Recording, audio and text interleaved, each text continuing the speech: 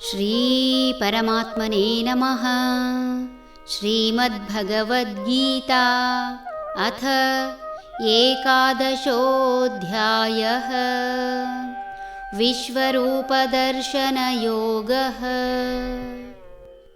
ಅನೇಕಬಾಹೂದರವಕ್ತ್ರನೇತ್ರಂ ಪಶ್ಯಾಮಿ ತ್ವಾಂ ಸರ್ವತೋऽನन्तರೂಪಂ.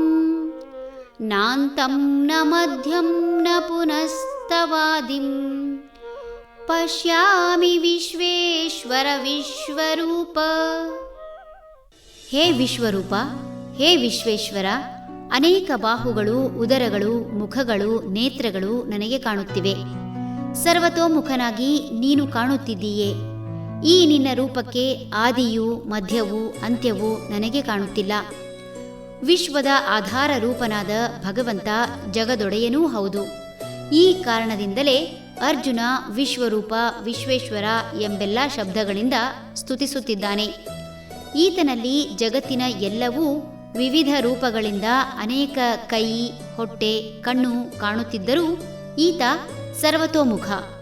ಎಲ್ಲವನ್ನೂ ತನ್ನ ದೇಹದಲ್ಲಿ ಬೇರೆ ಬೇರೆಯಾಗಿ ತೋರಿಸಿದರೂ ಹೊರ ಜಗತ್ತಿಗೆ ಈತನು ಸರ್ವತೋಮುಖ.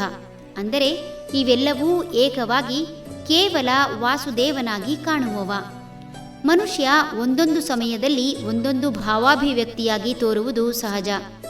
ಒಮ್ಮೆ ವ್ಯಗ್ರವಾಗಿ ವ್ಯಾಘ್ರನಂತಾದರೆ ಇನ್ನೊಮ್ಮೆ ಮುಗ್ಧ ಸ್ವಭಾವದ ಹಸುವಾಗುತ್ತಾನೆ. ಒಮ್ಮೆ ಸದಾ ಕಾಲ್ಕೆರೆದು ಜಗಳವಾಡುವ ಮುಂಗುಸಿಯಂತಾದರೆ ಮತ್ತೊಮ್ಮೆ ಏನೂ ಬೇಡದೆಂಬಂತೆ ಮಲಗಿದ ಹಾವಿನಂತಾಗುತ್ತಾನೆ.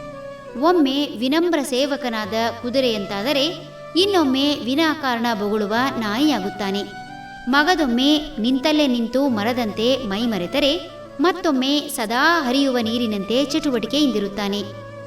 ಒಮ್ಮೆ ಚಲಿಸುವ ಗಾಳಿಯಂತೆ ಚಂಚಲ ಮನಸ್ಥಿತಿಯಿಂದ ಮರದಿಂದ ಮರಕ್ಕೆ ಹಾರುವ ಕಪಿಯಾದರೆ ಇನ್ನೊಮ್ಮೆ ಮನಸ್ಸಿನ ದೃಢ ಸಂಕಲ್ಪದಿಂದ ಕಲ್ಲು ಬಂಡೆಯಾಗುತ್ತಾನೆ. ಹರಿ ಓಂ ತತ್ಸತ್.